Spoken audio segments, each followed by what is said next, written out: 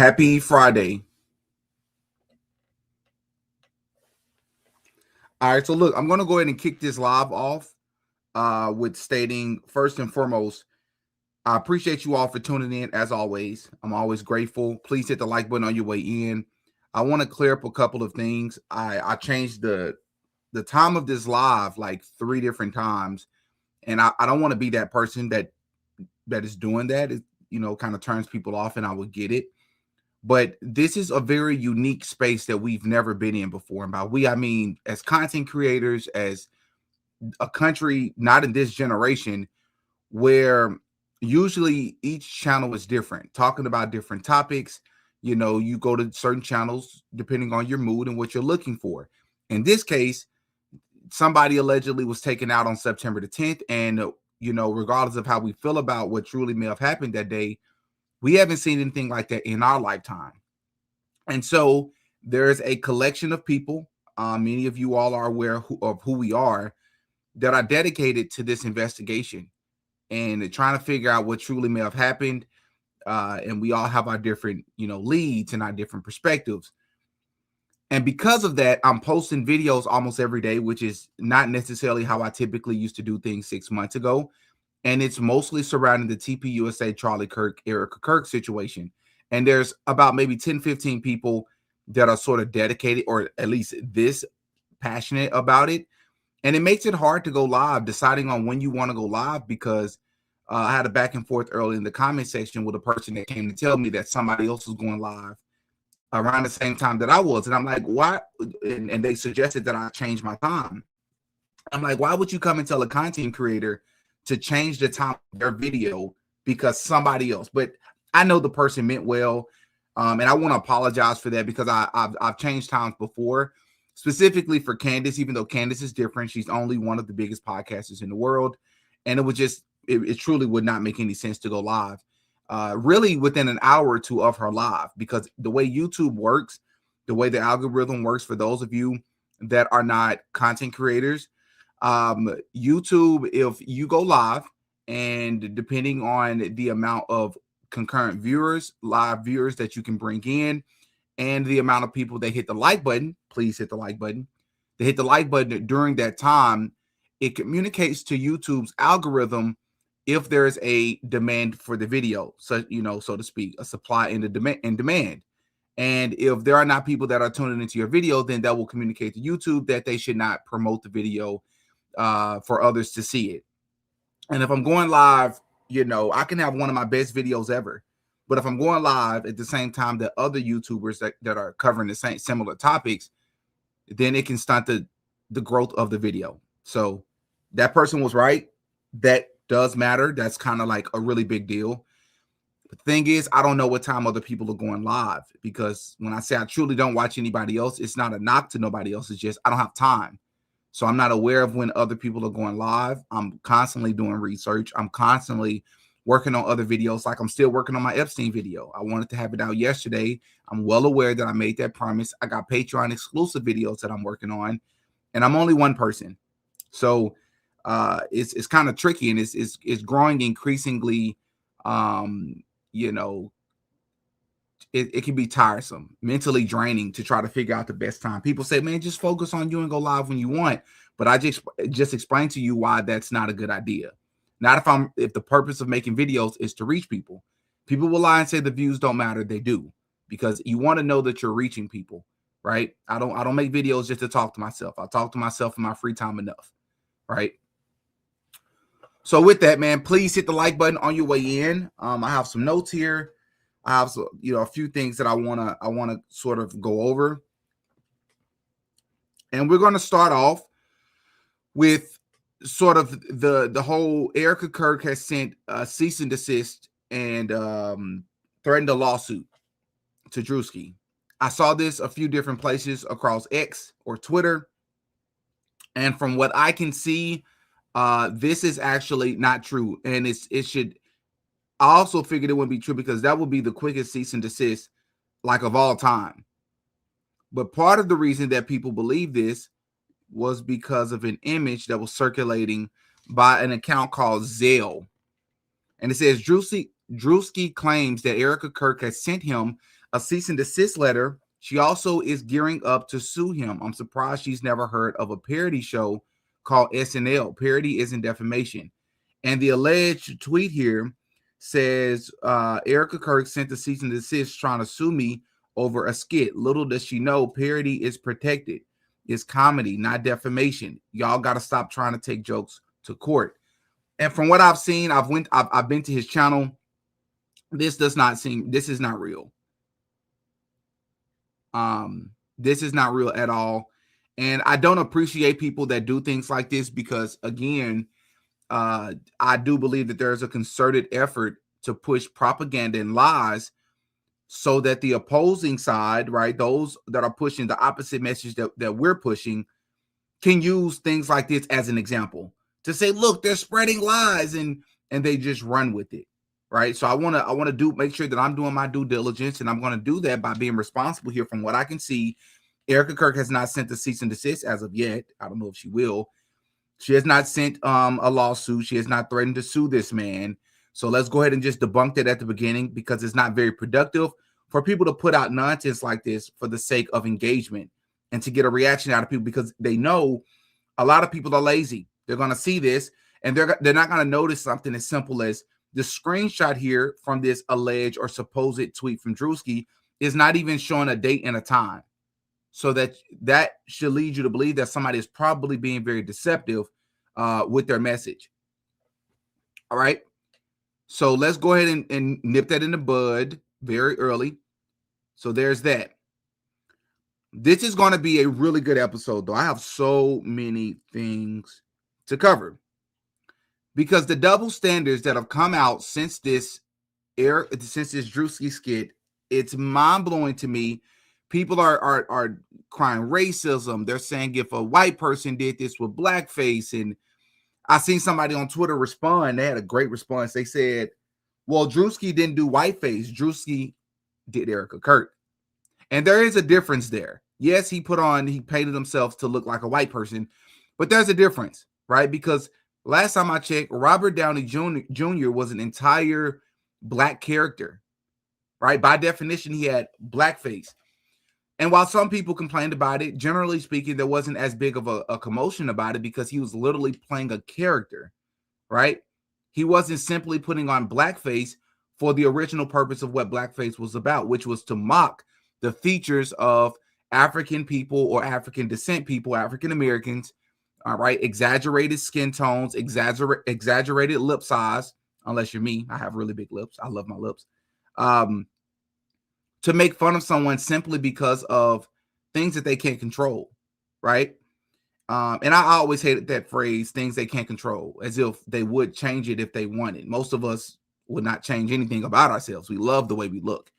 But anyways, he didn't put on a white face just simply to be white people in general.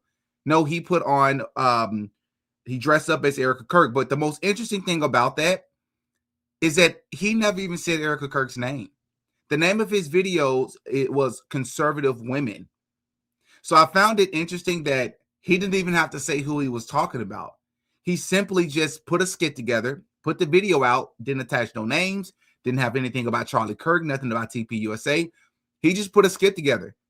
And everybody started to complain and call this racist and double standards. Double standards, okay. But what's so interesting about the double standards is it's not consistent. It's not consistent at all. Donald Trump put this out, which we all can know, regardless of what he meant by it. This is sending a message. This is, leaning into racial tropes about so-called black folks being monkeys.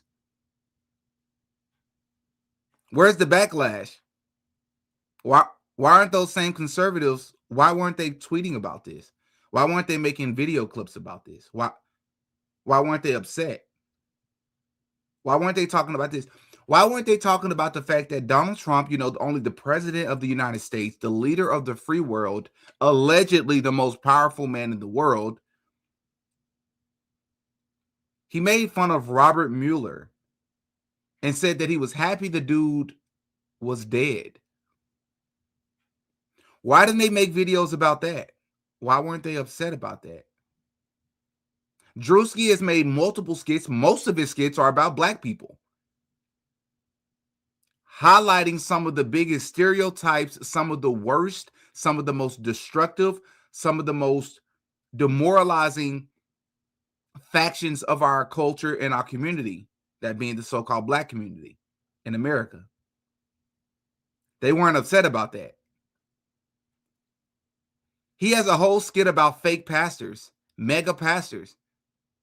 Majority of them are white pastors. Many of them are not. Why weren't they upset about that? They were upset because Druski highlighted the truth about Erika Kirk. He didn't have to say her name. That's really nice of you to say that. I really appreciate that. You know? It's also interesting to me how all of a sudden conservatives think that there should be limits on jokes and comedy, which was the very thing that they were laughing at the left about. They were laughing at the left about this very thing. Did you forget?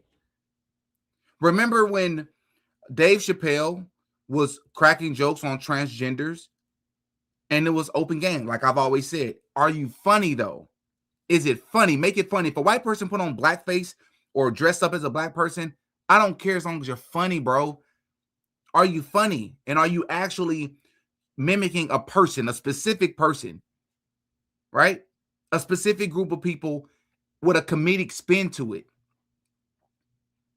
I would not care. But all of a sudden, conservatives are behaving just like the left. I bet people on the left are looking at them like, huh, so you do feel the way that we feel. Just a year ago, you were saying there shouldn't be any limits on comedy. Comedians respond and say, okay, bet. Druski drops this skit. Conservatives respond and say, oh no, not like that. That's not what we meant. Don't target us. Don't target someone that we care about. Because we're not going to talk about the substance of your video and the reason why it's so problematic, which is Erika Kirk's behavior, which is extremely suspicious, extremely odd, extremely confusing. No. We're going to talk about everything but that. Let's focus on race. And one of those people is a guy by the name of John Amanchukwu. If many of you all are new to my channel, you may not remember John Amanchukwu. Here's a thumbnail. How many of you all remember this guy? John Amanchukwu is a pastor on the TPUSA payroll.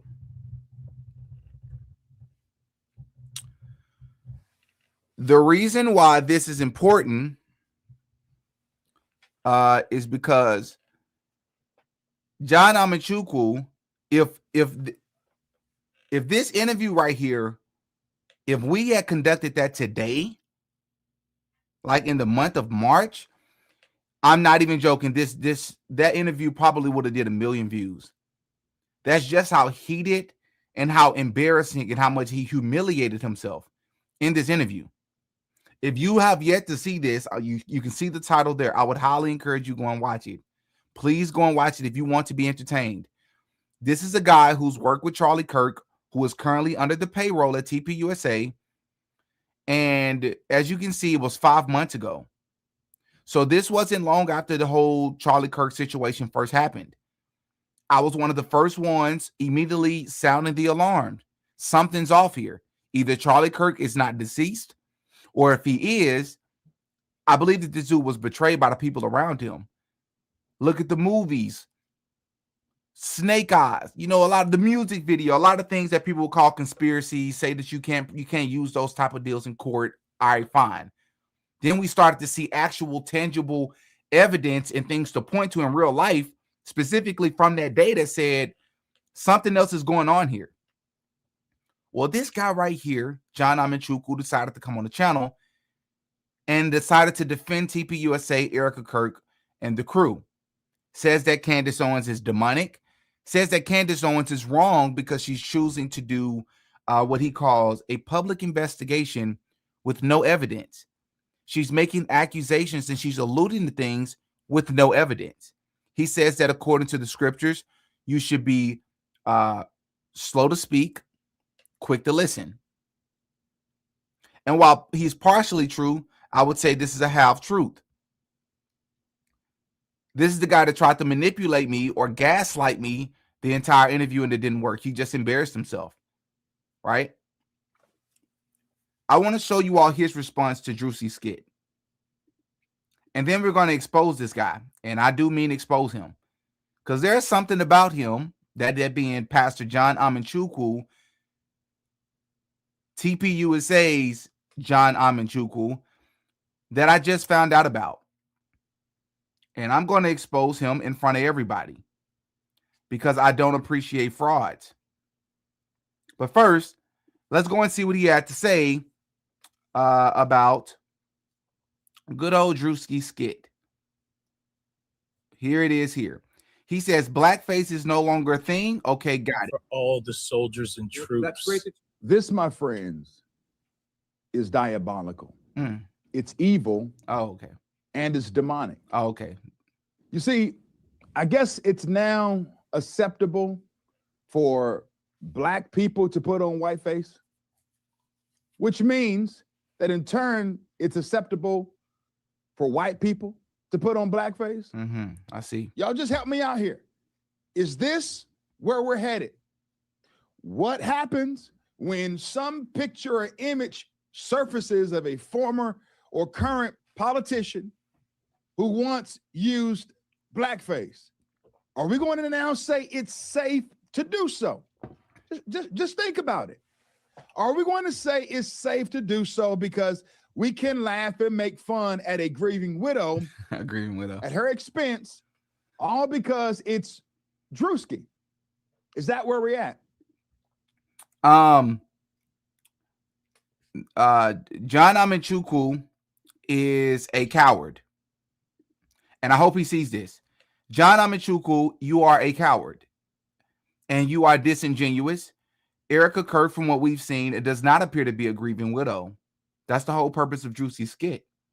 Does that look like a grieving widow? Right? Walking out to pyrotechnics. I heard someone say the reason why she walked out to pyrotechnics is because that event wasn't the actual funeral, but it was a memorial to be a celebration of Charlie's life and not to mourn over his death. Okay. But do you think it's appropriate to sell merchandise while walking out to pyrotechnics, throwing up "I love you, Satan" hand signs, while giving Trump the strongest embrace as he makes this weird face as he's like hugging you? Do you think that's appropriate? Pastor John Amanchukwu, how come you pretend that you don't notice these things? When he came onto the show, that is when I completely embarrassed this guy right here. I asked him a question. I said, listen, Pastor, have you seen any red flags from TPUSA on the day of, since everything happened, the message they put out, the inconsistencies?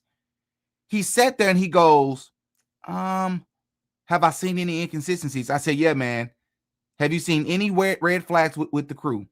And to his credit, which is why what he's doing right now makes no sense because he was put on the spot, he says to me, yeah, if I'm being honest, I've noticed some things.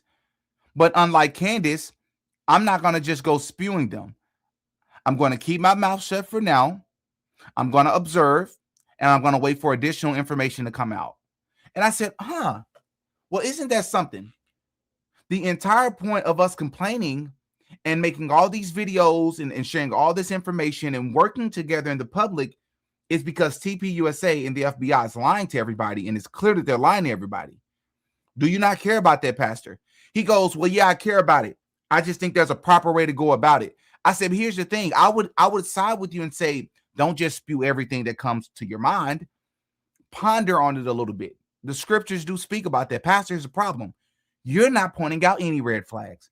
You're pretending there's nothing to see here. You said that Erika's a grieving widow. You know that's a very disingenuous. That's what Pastor John Amanchukwu said. Well, Pastor John Amanchukwu, it's time today for me to expose you. Because I noticed on your X account, which no disrespect to you, it confused me. Not that this is important one way or the other, but I guess if we're going to talk about the people that's always defending TPUSA and choosing not to point out the inconsistencies and the red flags and the lies, and we've got so many of them and so many lies, the top two being obviously Erika Kirk and Andrew Kovet. I couldn't help but to notice this right here. One could say, well, what's the issue, Didi? Who cares? Focus on yourself. No. The moment I saw this, and he posted this 15 hours ago, he says 200,000 strong. We hit 200,000 subscribers on YouTube. Disturbing the Peace is reaching more people than ever. Boldly speaking true to the culture. And I want to state for the record, I agree with many things with his politics and his stances on the culture and transgenders. I agree with him on a lot of that stuff. But this is where we not only differ, but we strongly differ when it comes to TPUSA and what happened on September the 10th. But this right here, he went a step too far and he exposed his hand. What do I mean? This pastor is lying. He says, thank you for 200,000 subscribers. Why is this a problem? Well, I'm about to show you why it's a problem. Because Pastor John Amanchukwu is buying views. Correction. I don't know if he's buying views. Pastor John Amanchukwu is 100%, in my opinion, buying followers and subscribers. Let me make my case. When John Amanchukwu came onto my show just 5 months ago, I believe he was at like maybe 75, 80,000 subscribers. Is it possible to go from that to 200,000 in 5 months? Sure. Is it possible to go from 75 to 200,000 in 1 month? Absolutely. It's definitely possible. But the way YouTube and social media works, there has to be a surge on your channel. There has to be a surge in your views and your videos, right? Well, I'm going to take you over to Mr. John Amanchukwu's YouTube channel. And I want you all to tell me what you notice. So it says here 201,000. So I was like, that's interesting. Because he wasn't even remotely close to that not long ago. So I go down, and 16 hours ago, he did 3,000 views.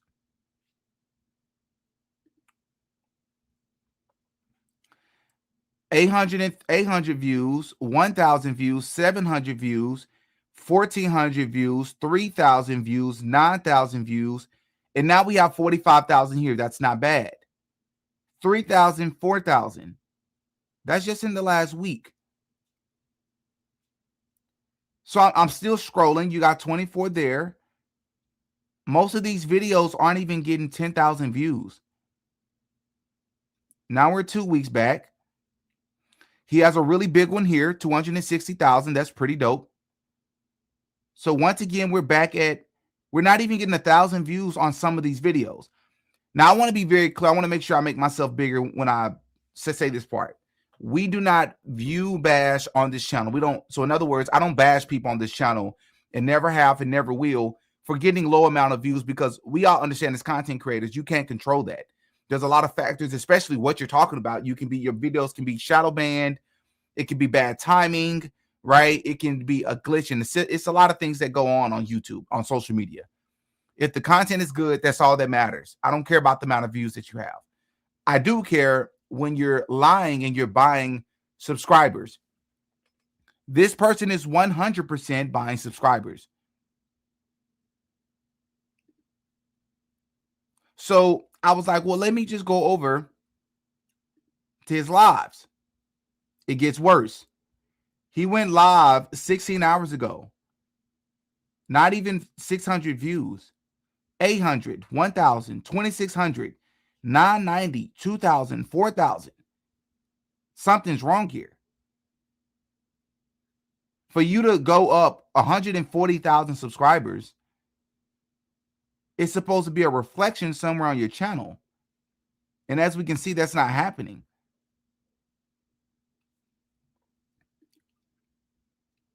But I probably shouldn't be surprised because this is the same pastor in that debate when he came onto my show that literally told me that the reason he came onto my show was because I had notoriety.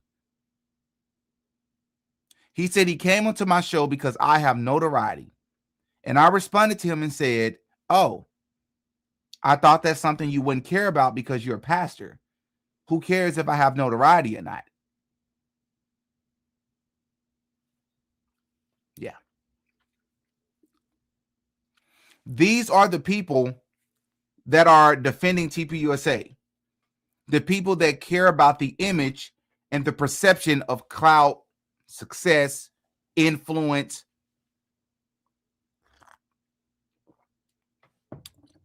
To the point that they're literally paying for subscribers by the tens and 20s of thousands. That's extremely problematic. Because even if your brand spiked on another platform like X or Instagram or TikTok, and they funneled over to your YouTube channel, again, you would see the reflection in the views. He's struggling to get 1,000 views with 200,000 subscribers. That makes no sense. Not with the type of content he has. Yeah. So now let's move on to Joe Kent, which, by the way, we're going to talk about Mr. Frank Turek. We have to talk about Frank Turek, but I'm going to show you all some additional clips of the speech that Frank Turek gave at UVU campus. As you all may have seen by now, I'm assuming that other people have probably already talked about it. I don't know. He went back to UVU campus, but I'm going to show you like 4 different parts of this like 3-hour talk that is 100% problematic. And at some point, you got to wonder why do these people keep talking on camera? They're doing more damage than good, right? But first, we have to talk about Joe Kent. Let me share my screen, and I want to show you all a tweet that I put out yesterday that's gained a little bit of traction. So let me make this bigger. So this tweet here says, so let me get this straight, or let me get this understood. The former director of the National Counterterrorism Center has resigned and is not changing his story. He has now repeated multiple times on multiple different platforms, including to the mega Zionist Mark Levin, that the Charlie Kirk investigation has not been thoroughly pursued. In fact, he himself was prevented from looking into certain foreign ties. The former director is saying this all while being calm and respectful to Trump, the Kirk family, etc. And TPUSA's response is anger, accusing Joe of betrayal. Why would they not be sounding the alarm, publicly demanding answers, or at the very least showing some signs of skepticism surrounding the inconsistencies and red flags? But instead, we see the opposite. This is not normal. This is the clip that we're talking about here. Let's listen to what Joe Kent said here. Charlie was one of the most vocal advocates against a regime change war inside of Iran. Are you saying that you don't think that the kid that's been propped up to have killed Charlie is the guy? I'm not saying that at all. I mean, that kid, his fingerprints are on the gun. That case is going to be made. What I do know is that NCTC was investigating any foreign linkage, not necessarily just to the suspect, but any foreign linkage that could have taken place. There's foreign connections we need to look into. What are those connections? Butler itself, no one is saying is linked to the FBI, but 2 days before the Butler assassination attempt, we arrested a guy named Asif Merchant. They arrest Merchant, and then 2 days later, a sniper tries to kill Trump at Butler. My question was always, is there any linkage between anyone that Merchant talked to and the people who were there at Butler and Crooks? Tucker's investigative journalist that works on Tucker's team found Crooks's online persona. What's going on with the Butler assassination attempt? So, Are we looking into that? yeah, I think there's basically two schools of thought as to what's taking place right now and how we got in the situation with Iran that, Trump should know better. And I think he does know better. I just gave you the more than likely, I think he just got a lot of bad information. There's a much smaller chance, but I think it can't be ignored, the fact that there was several assassination attempts against President Trump that really haven't fully been explained. One of which, so Butler itself, no one is saying is linked to the FBI, but 2 days before the Butler assassination attempt, we arrested a guy named Asif Merchant. He was just, prosecuted and I think going to jail. We arrested him for being recruited by Iran to come here and attempt to assassinate President Trump to avenge the killing of Qasem Soleimani. Merchant had a FBI informant that was working with him. Merchant didn't know he was an FBI informant, obviously. And they basically set up a scheme to conduct an assassination against President Trump using a sniper. They arrest Merchant, and then 2 days later, a sniper tries to kill Trump at Butler. I wanted to look for potential linkage between those events, was completely shut off and blocked from that. You were? Mm-hmm. Though NCTC Everybody was. was. The National Counterterrorism Center. Why would they cut you off? That seems like definitely possible terrorism, especially considering the first one was supposedly sent by Iran. Certainly. Yeah, exactly. So I saw somewhere, I was going back and forth with a guy on X. He hopped under this post of mine and said that it's been revealed, right, air quotes, it's been revealed that Joe Kent actually did not have access or was not in a position where he was either, number one, he wasn't even allowed to investigate cases. Number two, and even if he was allowed, he didn't have access to those type of cases anyways, because it had nothing to do with his department. This makes no sense. Why would the former director of the National, Center for Counterterrorism, why would he come out stating that he attempted to do something that he would not have had permission to do anyways? And Trump would have immediately said this or revealed this. So that's a lie. It's a lie, bro. And it's not like he said, I want to investigate Charlie Kirk's case on my own free time or just because. No, he believes that it's possible that there were foreign ties or foreign interests involved. I'm going to repeat this. He was the director of the National Center for Counterterrorism. So that matters. I don't know. I mean, again, we were told that, hey, the Merchant trial is ongoing, so you can't look into any of the information. You can look at a little bit of the information, but we can't really do much there. But my question was always, is there any linkage between anyone that Merchant talked to and the people who were there at Butler and Crooks? Right. Because we can say all day long they're not linked, but are we sure that we had everything that Merchant was doing under control? Is there any linkage between those two events? From my vantage point, I didn't see that investigation being done very thoroughly. I think this matters. Who was conducting that investigation? That was all the FBI. Oh, the FBI. Yeah. I think this matters in the terms of what we're talking about, because you had Butler, you had the other assassination attempt at West Palm Beach, and then you had, once Trump came into office, you had several breaches of his security perimeter. You had the famous stoppage of the escalator at the UN. You had, when he went out to dinner, there was the table of Code Pink protesters who sat down next to them. And then you had the police officer, who I think is probably a good patriotic American, but he was armed. He wasn't part of the president's detail, come up and shake President Trump's hand, so basically circumventing the Secret Service. And then you had the assassination of Charlie Kirk, and Charlie was one of the most vocal advocates against a regime change war inside of Iran. So I'm just going to pause it there to point out the obvious here. If you're TPUSA, if you're Erika Kirk, and regardless if you're talking to the prosecution, you have good reason to believe that they have the person that did this to Charlie. let's say you're under that impression that they have the person who did this to Charlie, but you're at home one day and then the news comes out that Joe Kent resigns, and Joe Kent just not only is he raising major questions about the Charlie Kirk investigation, questions that we already knew about, right? But he just makes it that much more. He substantiates it on another level. But imagine you're at home one day, you're Erika, you're Andrew Covett, right? You're the other guy, Mikey McCoy, Frank Turek, Rob McCoy, and the list goes on.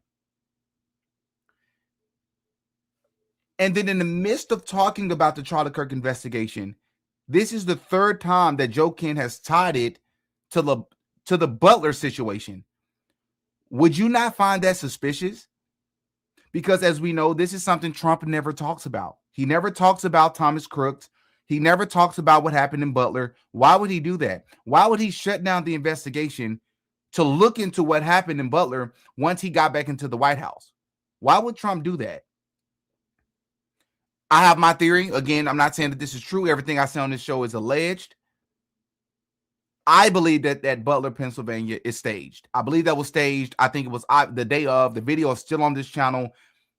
Like literally moments after it was announced what happened, I looked at it and I saw that perfect photo of Trump with his fist in the air. I said, they staged this. This was to rally people behind Trump, to truly show them that the deep state was really trying to take out Trump. Now, I know many of you all aren't necessarily under that impression. Some of you believe that they were really trying to take him out because maybe he wasn't falling in line with that one foreign country that seems to have our Congress, our entire Congress, both left and right, in a headlock. I'm not under that impression, though. Too many red flags about that day. But regardless of where you fall, Joe Kent is tying this to the Charlie Kirk situation. Why would he be doing that? And if you're Erika Kirk, if you're Andrew Covett, why aren't you asking to say, like, you should be asking the same questions that we're asking, even louder than us? Why is everything so secretive and private with you all? Right? As a reminder, please hit the like button. I would really appreciate it. And he was advocating heavily that we change our stance in regards to our relationship with Israel. He was in the White House lobbying President Trump to not attack Iran in the lead up to the 12-day war. So Charlie would have been very, very much against what's going on right now. He's then killed in September. And so I think it's irresponsible for us not to look at all of these things on a broader timeline and see where they fit into what's taking place right now. Right. Are you saying that you don't think that the kid that's been propped up to have killed Charlie is the guy? I'm not saying that at all. I mean, that kid, his fingerprints are on the gun. That case is going to be made. What I do know is that NCTC was investigating any foreign linkage, not necessarily just to the suspect, to Robinson, but any foreign linkage that could have taken place regarding that case. And again, we were stopped really early on from thoroughly investigating. And all that I can say is that we had more foreign connections. I'm not saying a foreign government, but I'm saying foreign connections to look into, to thoroughly do our due diligence from an investigatory standpoint. That, in my opinion, was not done. Now, the FBI will tell you, we got our guy. He turned himself in. His fingerprints are on the gun. There's been some debate over whether or not he confessed. I guess we'll see when he goes to court. But now that the case is being handled 100% by Utah. And again, considering how prominent Charlie Kirk was, I think it's important that we continue that investigation and that every angle is looked into and then a complete investigation actually takes place. And from what I saw, that did not happen.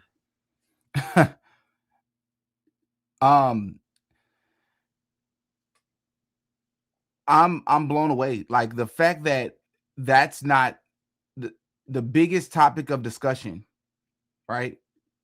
How is that not the biggest topic of discussion? And then to make things even worse, I want to show you all what Josh Hammer had to say the same Josh Hammer that's been plugging his book, the same Josh Hammer that said that public hanging should be brought back the day that Charlie Kirk was allegedly taken out and the day before. The same Josh Hammer that was absolutely destroyed in a debate against Dave Smith just back in July 2025 at the Turning Point USA event that Charlie Kirk hosted, same one that Tucker Carlson gave that incredible monologue that was right after Charlie told him to go max, and that's exactly what Tucker did. I want you to listen to what Josh Hammer had to say, and this lets you know that, I mean, not that we didn't know this already, but this is further proof that, number one, something else is going on here. This is clearly a cover-up, in my opinion, allegedly.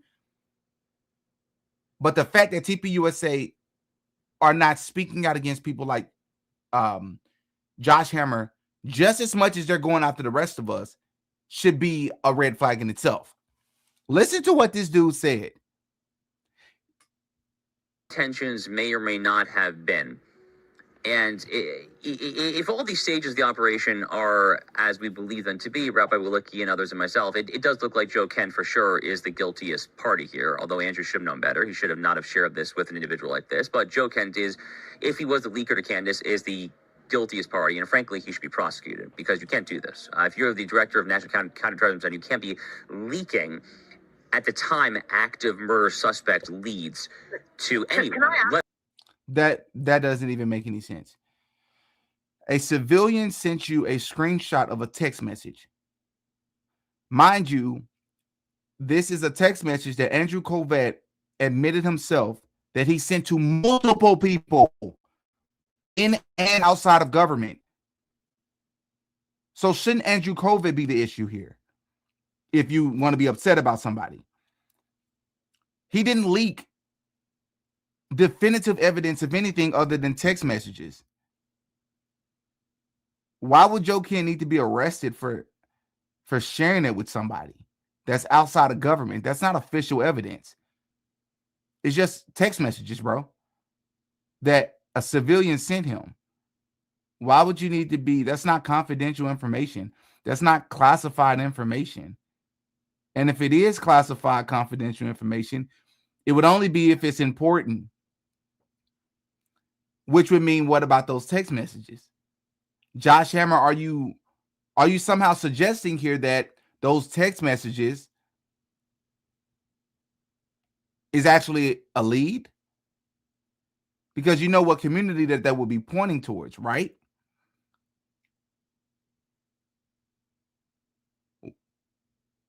But it's not confidential information, so why would he need to be arrested?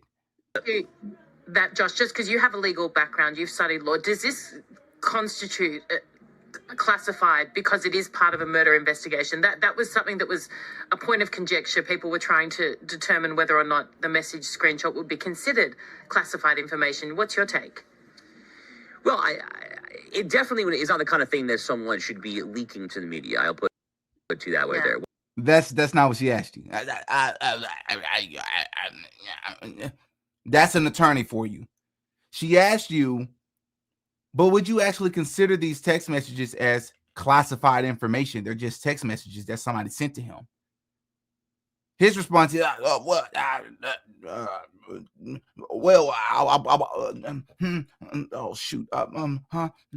put it to you this way. It's definitely not something you should be leaking to people. Stop using the word leaking.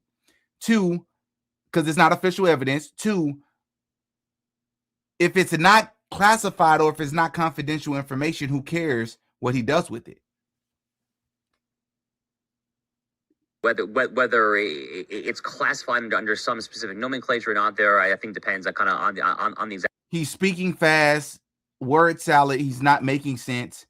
We can see through you, bro. A bunch of word salad to try to bypass the fact that he doesn't have an answer here. This is the Timu Ben Shapiro, the less popular off-brand version of Ben Shapiro. Yeah, I'll put it to you that way there. Whether it's classified under some specific nomenclature or not, there I think depends on the exact system. But anyone who's involved in any capacity with counterterrorism, with intelligence, with law enforcement, knows that you should not be leaking, or Andrew said that Kent encouraged Andrew to leak it himself. I mean, this is insane behavior. Insane. Like, he has a bunch of adjectives. What are you talking about here, though, man? And the fact that she's nodding along when he's not making sense speaks to her lack of intelligence and integrity, or maybe just intelligence. She's probably an airhead. Pathologically insane, bat crap, crazy behavior from someone who held the title of director of the National Counterterrorism. I mean, shouldn't this guy be more concerned with trying to find leads to Antifa and Black Lives Matter and Muslim Brotherhood, subversive fifth column radical Muslims here in the U.S. there?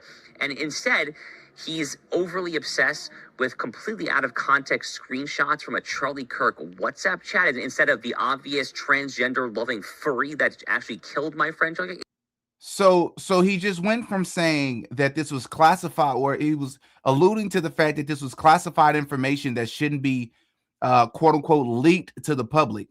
He went from saying that to now they're just random text messages from Charlie Kirk in a WhatsApp with that were taken out of context. Do what? Pick one. You have to pick one, bro. Kirk WhatsApp chat instead of the obvious transgender loving furry that actually killed my friend. It's disgusting. It's absolutely appalling and disgusting. So I absolutely place most of the blame with Joe Kent. The FBI is currently investigating him. I absolutely hope that he's prosecuted. I'm not. So nothing. He has nothing here. If you're Turning Point USA and somebody is more upset about the fact that the public got to see the text messages as opposed to what the text messages actually indulged or alluded to or conveyed, what am I missing here, y'all? And what's so bad is that you have some of the biggest voices that who's not even like that invested in this case, the way that I am, the way that many people are, right? And they're even speaking out against Turning Point USA. Let me go find who that person is. If you all remember Owen Schroer, I was just speaking about him. He's one of the people that was arrested because of the January 6th thing. He was a really big Trump advocate, and now he's one of the biggest voices speaking out against Trump. Says that Trump has turned on the American people. He's the most, he said he's the biggest fraud of a president in American history. He just recently did a video talking about that. Well, I want you to listen to what he had to say about TPUSA, because he raised some really good questions that I didn't think about at first. Listen to this. Joe Kent says he would testify in trial of Charlie Kirk's alleged assassin. Well, yeah, I mean, he exposed a cover-up in the investigation. And so they're on the Charlie Kirk show freaking out about this, by the way. They're on the Charlie Kirk show. So they're wearing Charlie like a skin suit to promote the foreign interest agenda.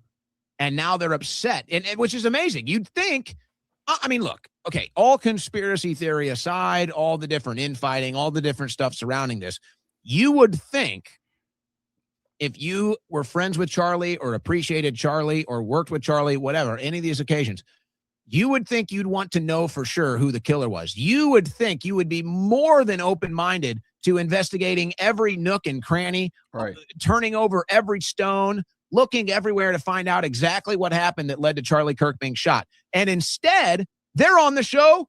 They want the cover-up. They don't want to know the truth. Right. Some people are so obsessed with these same conspiracies that they concoct for every other thing that ever happens. And so they have to shove it into this one too, because they care more about their conspiracy theories than about the person who murdered my friend facing justice. I am fed up with it. Yeah, and you should be. And this for wanting an investigation? You're fed up with people that want an investigation into your friend's death? That's weird.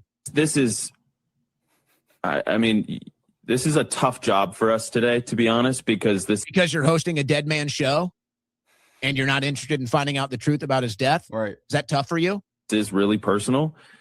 I have been. It doesn't seem like it, honestly. It seems like everybody in the Turning Point community surrounding Charlie, you guys seem very impersonal about it, actually. You seem very transactional about it. You don't really seem to be emotionally affected at all. Open to everything. I think, candidly, I don't get enough credit for even the fact that I shared these group chats in the first place. We shared a lot of information about trans, about Charlie, how Charlie was more concerned about than any other community about the trans coming after him. You want to know the truth? That we saw the text about Israel. You're going to pretend like we didn't see the text about Israel? I mean, give me a break. That's actually the truth. I heard over the course of the last 2 years of Charlie's life, probably about 50 references of how he knew that trans Tifa was going to come after him. And he was worried about that. That's the truth. Never mentioned one time about the Jews. Okay? Never once. And here's why it's so frustrating is because he's lying. Bro, you just said that you sent a text message to Joe Kent where he literally spoke about that. He literally told people he thought it was going to be unalived. People was literally tweeting and posting well before, a month before, that Charlie was telling people that if something happened to him, Israel did it. Andrew Kovac, what are you talking about, bro? How were people able to predict that? These people are shameless, man. They have no shame. You got this guy, Blake Neff, with the most unconvincing, I'm tired of it, my friend, which is the same language that I just thought about this. It's the same language that Josh Hammer just used. My friend Charlie. They're milking this, man. Why would you need enemies with friends like this? Charlie got to take some blame. Who are these people that were around you, man? Because either they're in on the cover up because you're alive, or they're in on the cover up and you're gone. Either way, these people are not trustworthy. There is going to be even more evidence that is presented to the public in May at the evidentiary hearing. Okay, and it's a mountain of evidence. How do you know that? Right. How do you know that, but you can't share it with us? That's weird. Some of which has been. Hold on, but Owen, you got to take it a step further. It's not just how do you know that. Let's ponder on that for a second. And I want to come directly to the people for this one.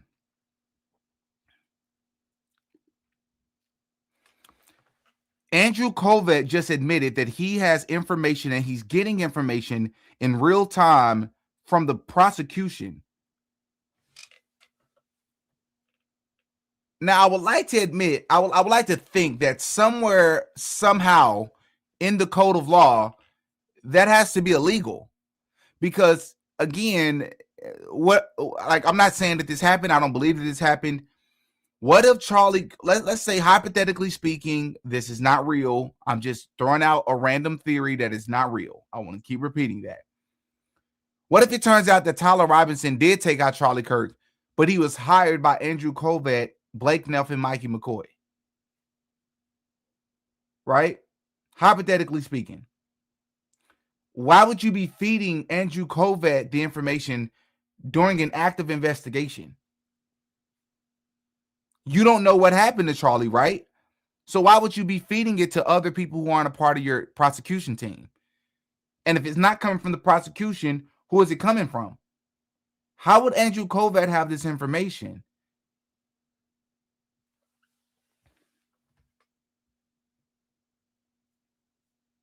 That's the part that we can't look over that. That's a really big deal. Made public, some of which has not been made public yet. And the prosecution is going to lay out its case against Tyler Robinson. And I'm told it's a whopper. I'm told they've got this guy dead to rights. What? And meanwhile, you have government officials that are now saying on the record to journalists, they are willing to testify on behalf of the defense. What? To get, ostensibly, to get Tyler Robinson off the hook.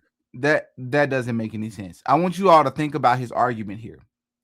I mean, it just literally makes no sense. If this is my pen and I accused someone of stealing it on camera and they have evidence that person, and we have evidence that person stole my pen on camera. But then the person that I just accused, they have a fiance or a wife or a husband that says, no, it's impossible that they stole your pen at that time because they were at home. And I'm going to testify to that. Why would I care? I have evidence that you stole my pen and that you did this. Nothing you say will impact this. Nothing you say. We have evidence. You're on camera. You took my pen. I didn't give you permission. We got the timestamps on footage. Why would I care about you testifying on behalf of your husband? They're lying.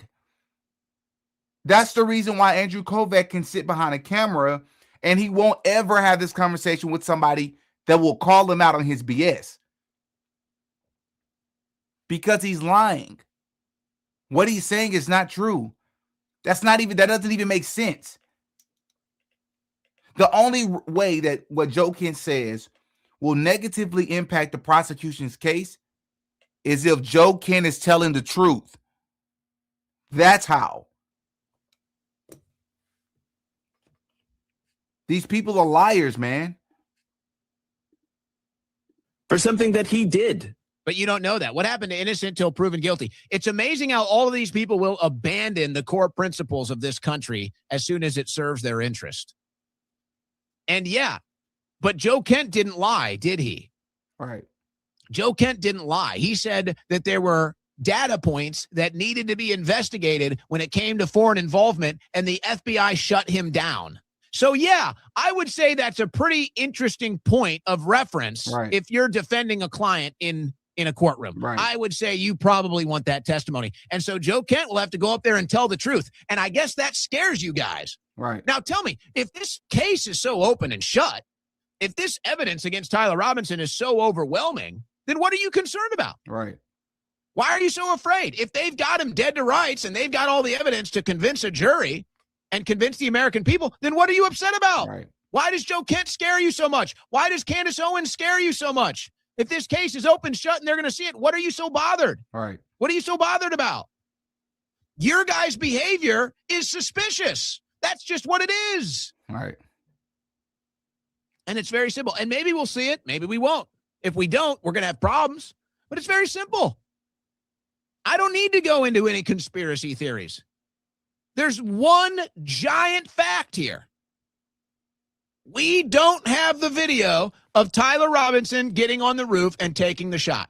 Why? Simple as that. Right. We know the camera had it. We know the camera that you showed us him running across the roof and getting down from the roof. We know that camera has that spot on its film reel. Right. Why didn't we see it? Tell me why. That's all I care about right now. Now, if you present that evidence, we can talk about that. At this point, people will just say it's AI. At this point, people won't even believe it if it's real or not, because nobody trusts you guys anymore. But I don't get it. If you're so convinced Tyler Robinson did it, if you're so convinced that they've got this case open and shut, if you're so convinced they've got the evidence, it's overwhelming, then why do you care what Candace Owens says? Why do you care what Joe Kent says? Why are you afraid of Joe Kent going up there and testifying that the FBI shut down an investigation on a potential foreign lead? Why are you panicked? And why do you guys seem to be so indifferent about Charlie's death now? And why are you still hosting this Charlie Kirk show? Right. Why are you hosting a dead man's show now, months after he's deceased? These are the questions the average American is asking. Obvious questions, totally fair questions. Yep. Very well said. So I just thought I should share that because he made incredible points. All the questions that we have, all common sense questions, all questions regular people would have. But now it's time to get to Frank Turek. Because Mr. Frank Turek went back to UVU campus and engaged in a series of questions with the public. But before we get to Frank Turek, I actually just remembered I meant to start this video off with this. Can we just take some time, since we were just talking about Andrew Kovac, and we're just talking about we're covering the whole what happened. Can we take some time to just appreciate what the implications are from Candace Owens' episode yesterday with the police scanner. Let's take a listen to the police scanner and what this freaking implies. For those of you that missed it, they've been giving these different stories about when Erika arrived to Utah, to Provo, when Andrew COVID arrived, who they were with, what planes they took. There's already inconsistencies in their stories. And then there was a police scanner that was found that proves that somebody's lying. Guys, where to begin? Let's start with that police scanner, shall we? Because I made a statement yesterday that I felt confident that we could rely on Frank Turek's estimation that Erika arrived at the hospital at 4 p.m. Okay, that was one of my, we don't know, but we know things, right? We have common sense. Military men keep time. He's not going to be off by an hour and a half. And I was right, because a few of you guys sent us tips that actually there was a recording on the police scanner from that day wherein it is mentioned that a Sergeant Dupay was going to pick up Erika Kirk from Provo Airport. So let's take a listen to that. Confirming this channel secure. Negative. Provo main channel is not secure. My apologies. I was just saying, is service channel able to be scanned, or can I give information over this channel? You're good. We unpatched the service channel, so this is just Provo service. Go ahead and talk. This will be info for IC. Myself and Sergeant Dupay are en route to Provo Airport. Victim's wife is arriving at 3:30. 2J436. 436. Go ahead. Was there a ATL sent out? Okay, and obviously we just have AI telling you what it said there. When they say 436, they're not talking about the time. They're probably talking about the police cruiser number or whatever. But 3:30 is when that pickup is scheduled for. So basically we can conclusively confirm that Erika did not wait an hour on the tarmac for Andrew's alleged plane to land at about 4:40 p.m., right? 3:30 was the pickup. So this only makes sense if Andrew was aboard Charlie's plane. Look, I'm not even going to mince words here. If this police scanner turns out to be real, and it's not AI, and this truly happened, and there's no funny business going on with what we just heard, then that would imply that Andrew COVID was already on his way to Utah, to where Charlie Kirk was, before the news came out that he was shot. Why would Andrew COVID already be en route to Utah before the world even knows that Charlie Kirk was shot? Allegedly. Why is this not on the news? Is it because Candace is lying? Is it because that this is unverified, unconfirmed? What's going on? Because if I'm any news article, if I'm media, I'm reaching out to Candace, who knew Charlie Kirk, and I'm confirming if this is real. I'm reaching out to the police in Utah to confirm, is this scanner true? Because if this is the case, Andrew COVID was already on his way, which means that would imply that he had foreknowledge, which that keeps coming up. It seems that all these other people had foreknowledge that this was going to take place that day, which to me means one or two things. Nothing really happened to Charlie Kirk, and it was all a staged event, or something did happen to Charlie Kirk and he was set up. I'm not mentioning words, bro. This police scandal, this is a big deal. This is a really big deal. Andrew COVID, Matt Walsh, and all of these propagandists are so focused on waiting for something to be proven wrong so that they can use that as an example. Why won't you talk about this? Things like this that come out, why won't you talk about this?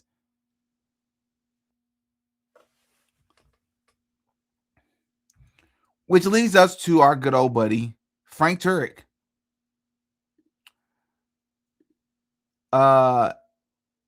Frank Turek spoke to a group of students at UVU campus over the past, I think, couple of days. So weird. This clip is, I'm going to show you like 4 different clips, maybe 3. Let's take a listen to the first one where he's talking about Charlie. And I want you to notice how this guy is cracking jokes. He's being sarcastic. And apparently other people that was present when Charlie allegedly was taken out, they're also present this day as well to speak with Frank Turek. And he's going to start giving them shout outs in the crowd, almost like a family reunion. It's just so weird. Watch this. There are so many Mormon friends here. We're going to get questions on LDS. We were talking about that on the way in. First question was asked by Henry, who's here. Henry, where are you? Here's Henry. He asked the first question. It was about LDS.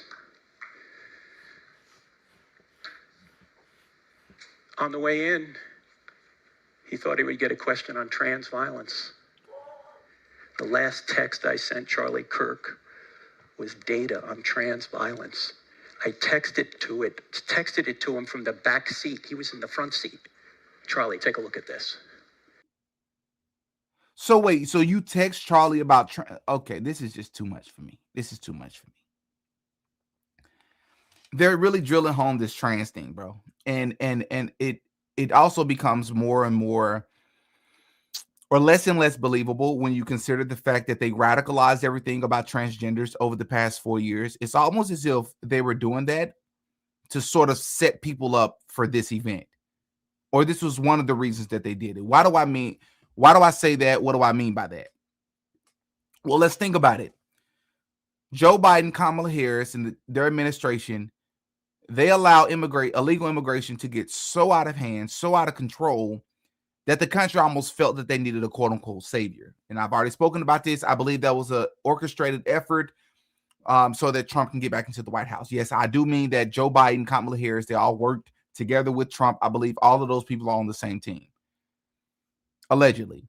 2, it wasn't just illegal immigration. It was also the trans thing. Remember, Matt Walsh was one of the people that went viral because he has What is a Woman, which is a brilliant film. If you made that film 50 years ago, it would have tanked. It would have failed. Why? Because why are you making a film called What is a Woman? Everybody knows what that is. But we were living in such a time where that's kind of a big question that people are struggling to answer. We all know that a woman is an adult human female. But if you listen to these people, they'll make you seem like it's ambiguous. It depends on the day and the weather and who you're talking about. No, it doesn't. Words have meaning. They have definitions. So they radicalized us with the transgender stuff. They use celebrities to do it, like Dwayne Wade. They're trying to normalize these things. So later down the line, Charlie Kirk gets taken out by a trans furry. I mean, he fits all the stereotypes. White, trans, furry. People wouldn't question it because, well, look at just over the past 5 years. Things have become so bad, so radicalized. Of course this is believable. Of course they'll do something like this.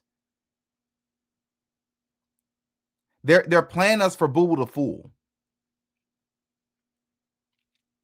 So now all of a sudden we're supposed to believe that Hunter Kozak, who, by the way, Frank Turek is about to tell you, is also present. Frank Turek is about to tell you that Hunter Kozak, who is the son of Mr. Kozak, who Jimmy Kimmel works for, the same Jimmy Kimmel that works out of a Freemason lodge to film the Jimmy Kimmel show. Well, one of the people Jimmy Kimmel answers to is Mr. Kozak, who is the father of Hunter Kozak, the same Jimmy Kimmel that was temporarily suspended because of quote-unquote insensitive remarks about Charlie Kirk's death. What a coincidence. Also a coincidence that Hunter Kozak just so happened to be asking Charlie about trans violence. We've already been through this. I don't want to sound like a broken record, but I need to connect the dots here. So now Frank Turek is telling us it doesn't stop there, because it just so also happens that he texts Charlie Kirk about trans violence moments before everything took place at UVU. Really?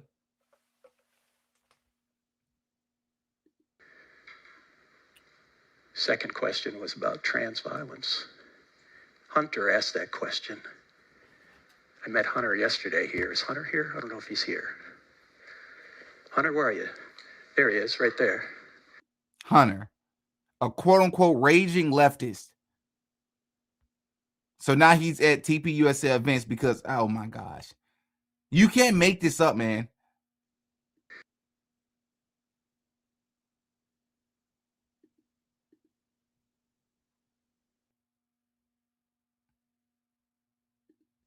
Okay, this is weird. It like froze.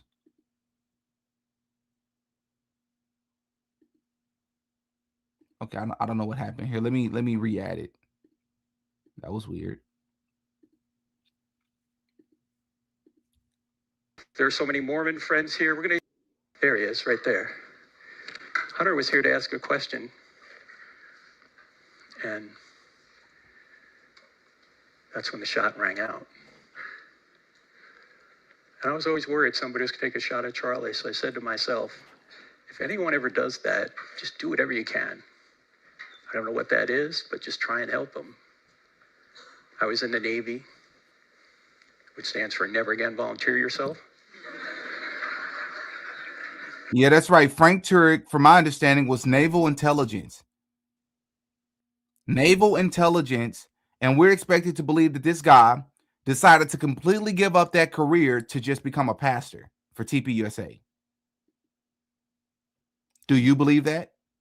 All these people that just happen to have these high-ranking military backgrounds just happen to just give it up to become pastors and join Charlie. Erika Kirk had these celebrity aspirations, music videos, and starring in movies and dating NBA players, but she just wanted to work for TPUSA. No, bro, that doesn't make sense. And so when the shot rang out, I actually had my phone out because I was signaling the shooter, as you know.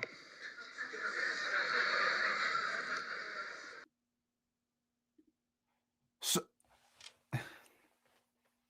this only encourages people to, like myself, to believe that you people set this dude up, or it's all a psyop and Charlie Kirk is alive.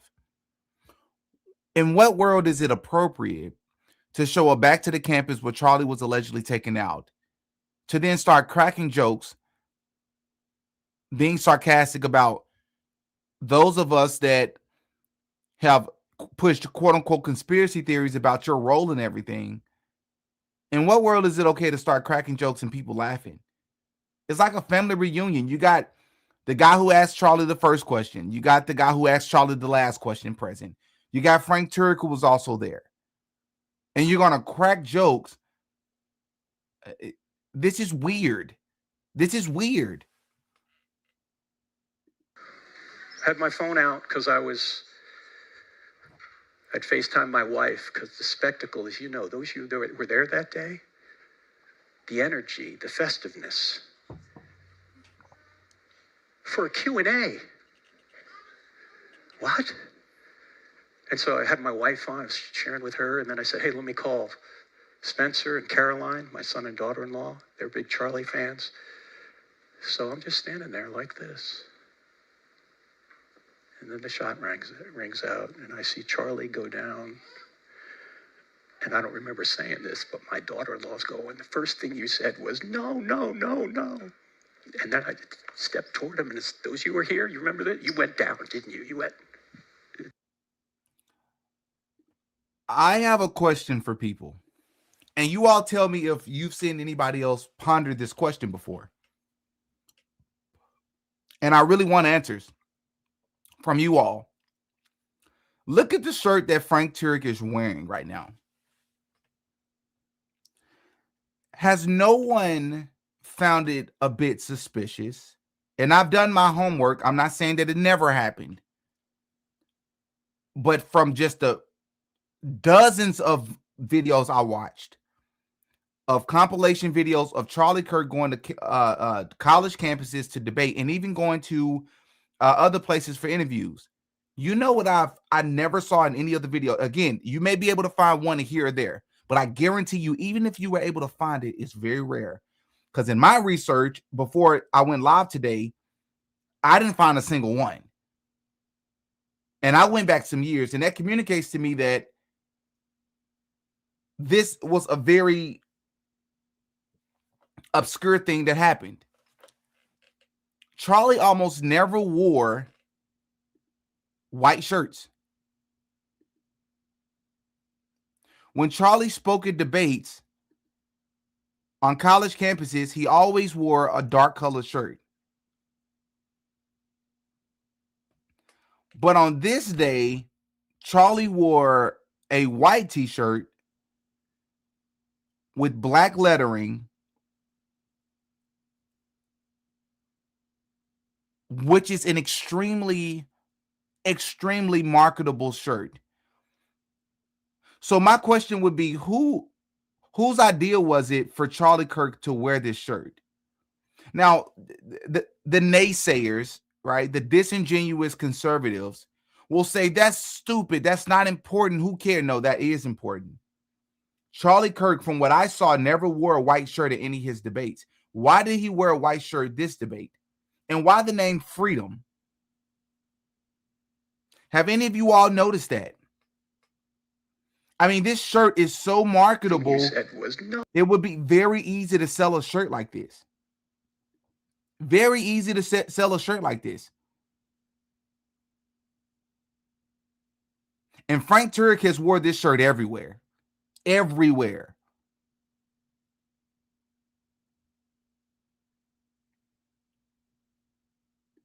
So why did Charlie Kirk wear this shirt? And that's a legitimate question I want to know. I want answers to, man.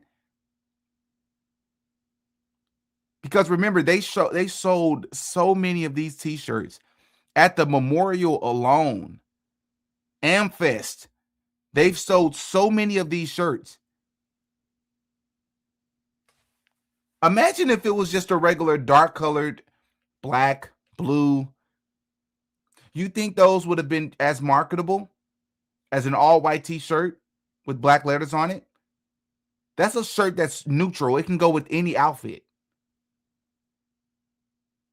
That matters.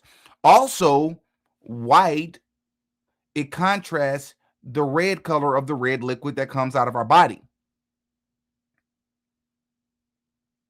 You say, Didi, what do you mean by that?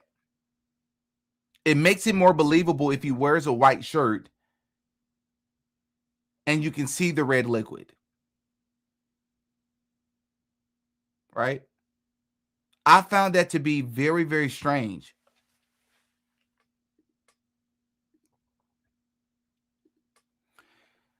Speaking of, here is one of the people at this event asking Frank Turek about his thoughts on Tyler Robinson.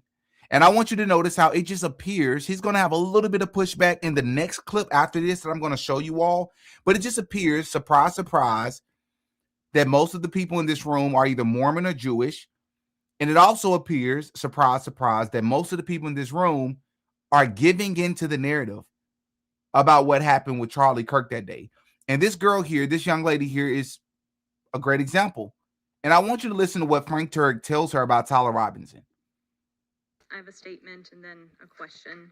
But my statement is I believe that probably one of the reasons why God allowed Charlie Kirk to be shot is to expose evil in ideology. That is such a, I mean, I get it. I mean, if that's truly what happened, then, you know, you're just speaking freely. But I would imagine, especially as a young lady, I would be so afraid to use that type of language when speaking to somebody who apparently lost a loved one. I would much rather frame it as something like, I believe God allowed this to happen. You know, you steer away from the harsh language that could easily reconjure that image in Frank Turek or anybody else's mind, for that matter, who was there. But instead, she comes down and used this very graphic language. That's such a weird thing to me. Well, I have a statement and then a question. But my statement is I believe that probably one of the reasons why God allowed Charlie Kirk to be shot is to expose evil in ideologies, to expose that there is evil in worshiping this idea of being trans, to expose evil, to expose evil in being on video games and being on Discord all the time. And anyways, my main question is, how do you know you have forgiven somebody? Because I'm finding it very hard to forgive this Tyler Robinson, because I just think he was evil. He is evil. And just like Owen Schroer just pointed out, I'm going to repeat this as I've said many times on the channel as well. What happened to innocent until proven guilty in this country? This man has not been convicted. This man has not even confessed. The trial has not even started yet, and they're using language as if something is definitive. Lady, you don't know what happened to Charlie. Let me give you my perspective. Tyler Robinson is made in the image of God. Therefore, I hope he repents, accepts Jesus, and then is executed. Because that's what he deserves if he's guilty. In fact, Jesus affirmed the death penalty when Pilate said to him, "Don't you know I have the authority to kill you?" Jesus didn't say, "No, you don't." Jesus said, "You do, but you get that authority from above." The government is given the sword in order to execute punishment on the wrongdoer. This is Romans 13:4. There's something else I want to bring you all. I just saw Eric Patterson. Yeah, bro, I'm saying your name. Eric Patterson just said, okay, so now we're investigating T-shirt. This stuff just don't stop. Man, stop it. I didn't say use this as definitive proof that something else happened that day. Use that as definitive evidence in a courtroom. That's not what I said. I'm saying from an observer's perspective, that stood out to me. Charlie Kirk did not wear white T-shirts at his debates. He just didn't. Right? That was a very, very rare thing that he did, if ever. But this day in particular, he has a very, very marketable T-shirt on that I don't think I've ever seen Charlie wear before, saying freedom. And it's the day that he's allegedly taken out. No. That is important, you know? And, I'm not making it personal. I'm not meaning to attack you. I'm just saying, like, we have to look at these things for what they are. If you notice patterns or break in patterns, that's important. Which brings me to this right here. This document right here is a paperwork for an organization that was filed back in 2010. Now, remember, Turning Point USA was started by Charlie Kirk and the guy Bill. Back in 2012. And that's easy for me to remember because I graduated high school in 2012. Well,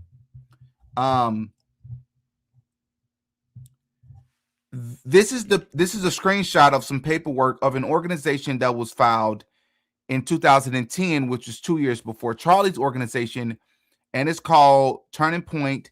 Let me see if I can make this bigger. As you can see there, it's called the Turning Point Foundation Incorporated. The Turning Point Foundation Incorporated. Why is this important? Well, this organization, from my understanding, was signed, like the people who, this is not the same as Charlie Kirk's organization. This is a different organization. And this paperwork here, from my understanding, was signed by somebody by the name of Thomas and Wendy Turek, but they spelled their name different from Frank Turek. Frank Turek's last name is spelled Turek. This organization, which was filed 2 years before Charlie Kirk's, was signed by two people named Thomas and Wendy Turek, and they spelled their name Tourek. The only difference is the O. And these people are residents of a place in Arizona called Surprise, Arizona, or Goodyear, Arizona, right? Which I think are both very ironic. A Goodyear, right? Surprise, Arizona. And Thomas Turek, from my understanding, is a supervisor at the city of Phoenix. And then Wendy Turek, she works in education as a school data improvement specialist, response to intervention specialist, and multi-tiered system of supports expert. I know that's a mouthful. And it's been alleged that they're associated with Arizona drag racing or the Arizona drag racing community, and they've been mentioned in connection with events related to Arizona Drag Racing Hall of Fame.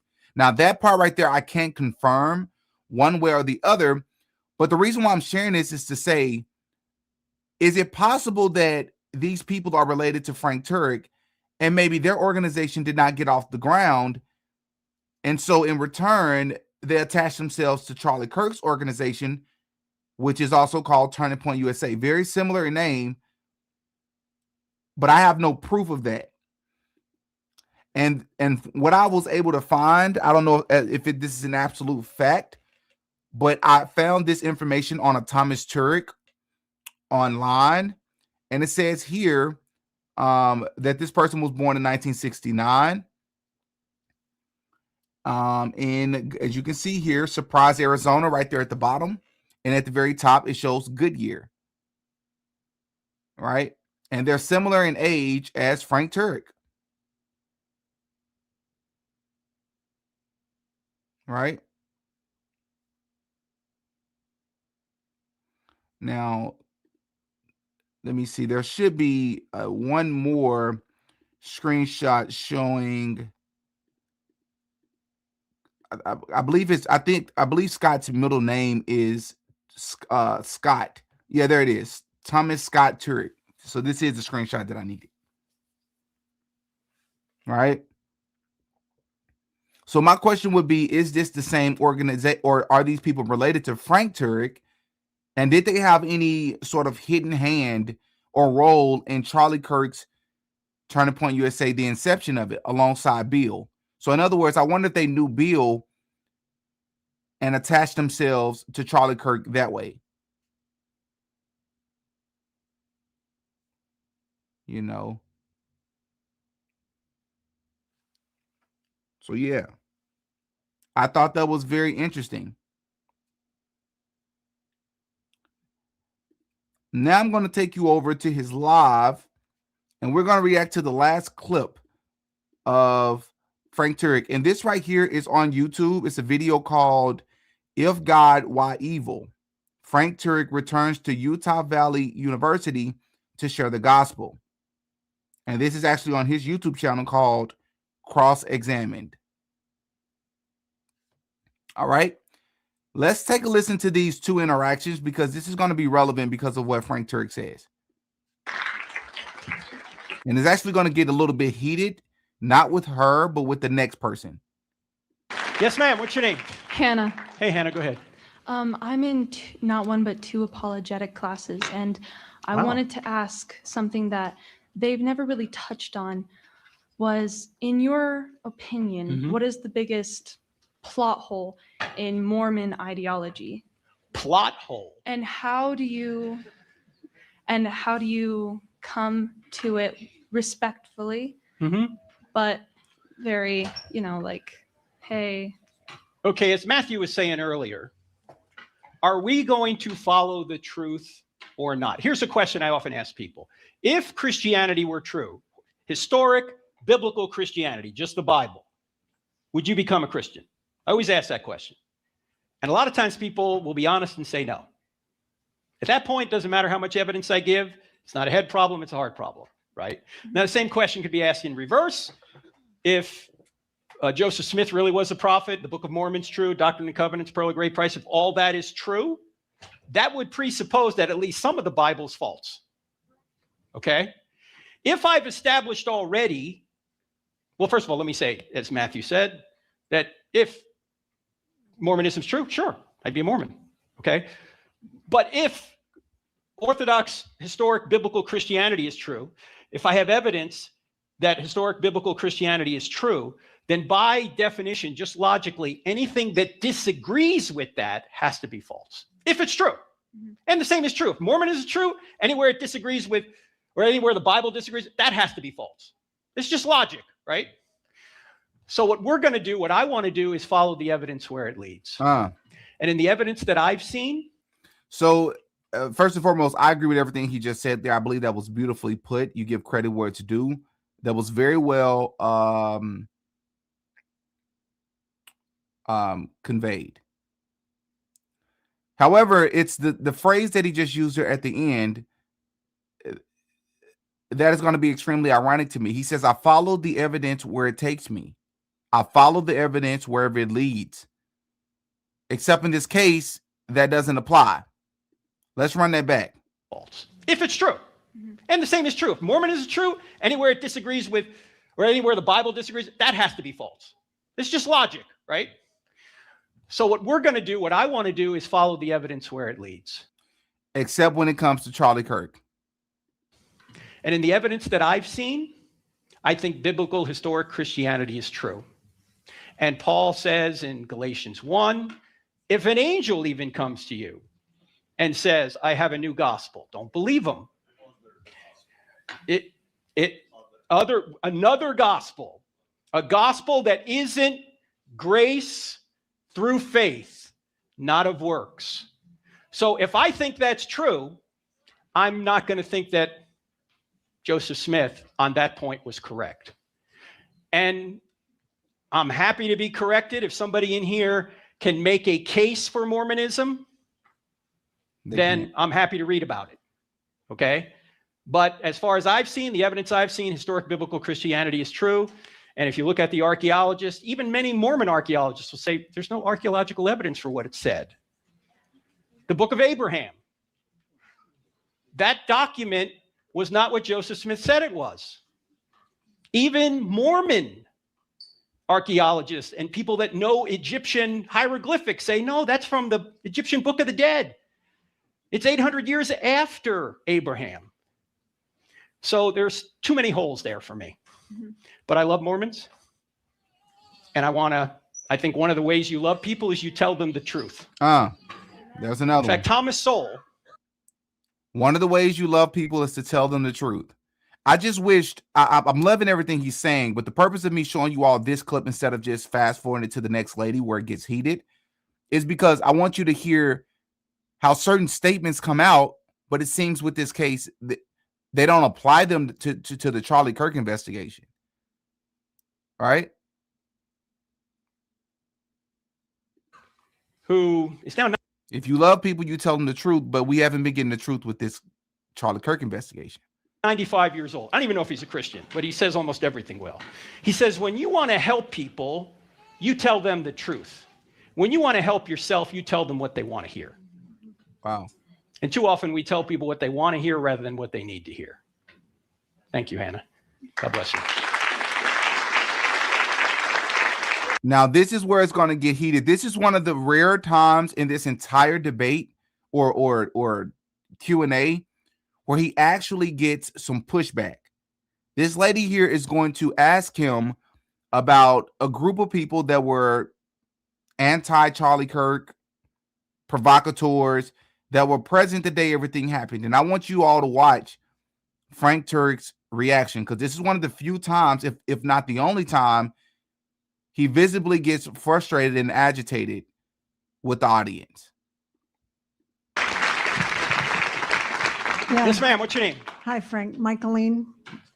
Michaeline. Michaeline? Go Yeah. ahead. Yes. So a bit nervous here. The best witnesses of Christ raising from the dead were the people that were there. Yes. I was there. A lot of us were there. I think we're the greatest witnesses. Of Charlie's murder, you mean? Yeah. Yes, ma'am. At Charlie's assassination. Yes. I only have one, like the Gospels. I'm just one person. Uh-huh. But when it started, it was very difficult to hear because I could hardly hear him. I was 25 feet from him. Of course, the speaker wasn't near me. Well, it was pointing out, but I agree. Yeah. For us, I was kind of right in the middle, only to the side of Charlie. But there was a group to your left, to my right, over there, that from my standpoint looks like a community of very strong dislikers of Charlie. Yeah, there were some protesters. Yes.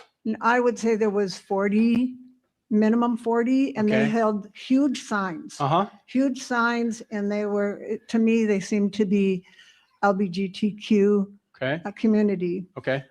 So after it was over, and very disturbing, you know, and we're all shaken, and trying to follow the news media and having the cameras just fanning and you know, like panoramic.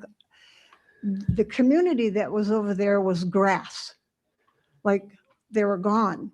I followed a lot, and it's hard to think that anything is really true of what goes on because of the media when it fans the whole area and watches people leaving, scrambling and frantic, and that area is grass. Were they in a position to escape immediately? No, it was before, and yeah, even after. Okay, so what's I'm sorry, I've got a big long line. What's the main point you're getting at? I just wondered, did you see those people? I mean, I think it's a part of. I think as I understand it, that protesters were moved just before Charlie got there. I think that's what I was told. Maybe that's not right. No, it's not right, because I couldn't hear because we're like, oh, that group needs to chill. Okay, down. so where are you going with this? I'm just wondering if other people saw it, or was it only me? So, I'm gonna let it keep going first. Saying they didn't do anything. There was no shot that came from them. There was no shot. Everybody I talked to yesterday, in fact, Hunter was at the microphone when it happened, came from behind you, right? Yeah. Well, I mean, that's not what she just said, but the bigger issue here right now is that, to her point, she said that it's hard to know what to trust. Frank Turek, she's saying that it's hard to know what to trust, being that she was one of the witnesses and she was there that day and she saw the protesters, and there were at least 40. And once after everything happened, everybody scrambled. The following days, she said when the media covered it, she said when they scanned in a panoramic view of the area as they were scrambling, she said the one area where she saw these provocateurs, these protesters, these dislikers of Charlie, she said that was the one area that they did not show at first. And then when they did show it, there was no one over there anymore, and it was only showing grass. And I believe, to her point, I don't want to put words in her mouth, but what I gathered from what she said is, how do you know what to trust and when to trust it when the media is not accurately showing who all were out there and at what time? They're only showing what they want us to see. So it almost appears to me that this lady is suggesting that what she actually saw and experienced out there, and even what she heard, she said it was very difficult to even hear properly. Frank Turek agreed with her there. But when she watched the media play back that day, it seems to be two different events. Right? This is a really big deal. And God bless this woman for having the courage to ask this question. He seemed frustrated. Yeah. I thought the shot came. No, I don't think so. I'm that's okay. What, thank you. Yeah. Thank you. Appreciate it. Did you all just see that? He just shut her down. And you could tell, bless her heart, she was so nervous, man. Let me go back. She's telling you that she had reason to believe that the shot came from a different direction than what the media is sharing, what social media has been told. He shut her down. If you're Frank Turek, don't you want to hear that? Don't you want to hear her? She was there, right? Don't you want to hear what she thinks she heard? Am I tripping, or did he just shut her down? Let me run that back.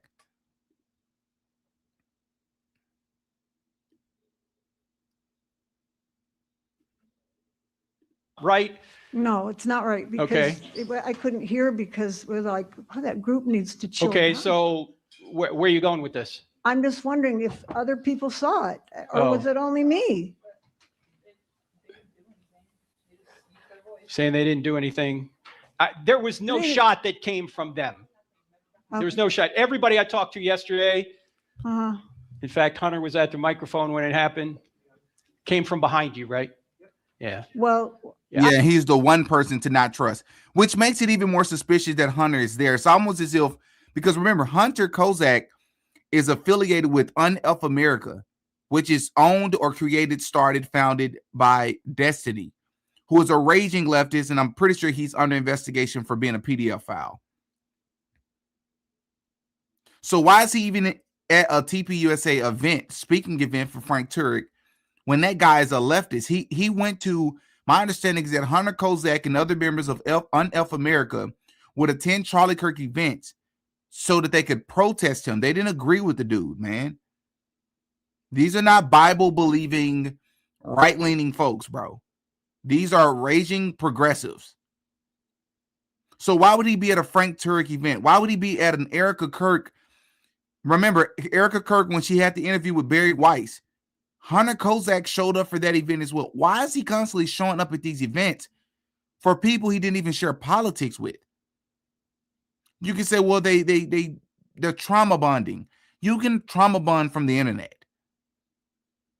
You hated these people, allegedly, so much that you dedicated your life to protesting against them. Now, all of a sudden, you're attending their events almost as if he's some sort of blanket or some sort of shield for them to say, look, the person that was asking Charlie the question, he's here.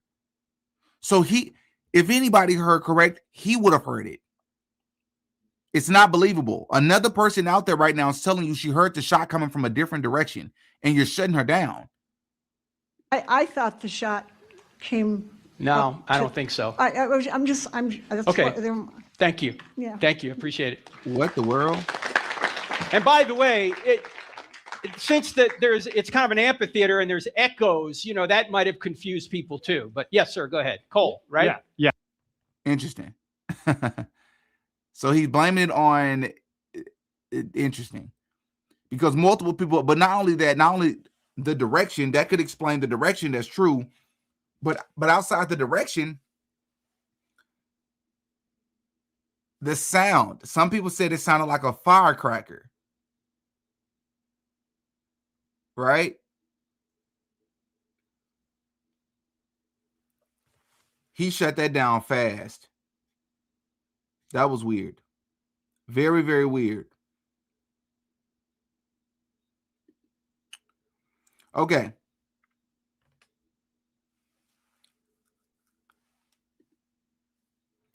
Let me get to some of you all's questions. Shout out to Tony, Tanya. Hold your head up. Keep up the good content. I appreciate that. Appreciate you for becoming a member, for being a member. Keep up the amazing work, Didi. I appreciate you, Veronica, as always. Thank you. Gesundheit. Thank you so much for the $20 super chat. Good morning, Didi in chat. All the lives are watchable on playback. Don't stress. Yeah, no, that's true. But like I was saying at first, not to just, sound like a broken record. With YouTube, it matters how many people you're able to pull in initially, unless it may, lives very rarely catch spark and hit the algorithm and go on a roll later. It with lives, the way the YouTube algorithm works is all about initial impact. How many people are you able to draw in during your live? How many of those people like your video, actually hit the like button, which again, I appreciate you all if you hit the like button. And that communicates to YouTube if there's a demand, right? Supply and demand like everything else.